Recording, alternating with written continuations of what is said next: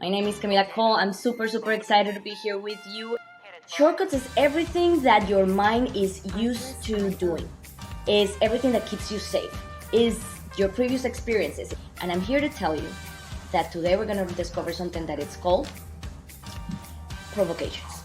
It's about giving your brain the right framework to think about thoughts you've never thought before.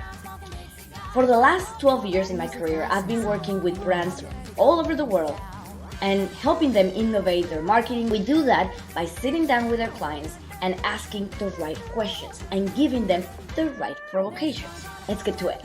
We're gonna do the first exercise, and it's called the career cocktail. It takes you out of the ordinary way of thinking about your career. It's going to help you think about, what if I put two things that are never supposed to go together? We're going to take all those three ideas that we came up from the cocktail, and we're gonna place them here based on those criteria. So think about the possibilities and imagine what you could do if you could understand how to plug in creative thinking strategies and creative thinking frameworks into your personal life.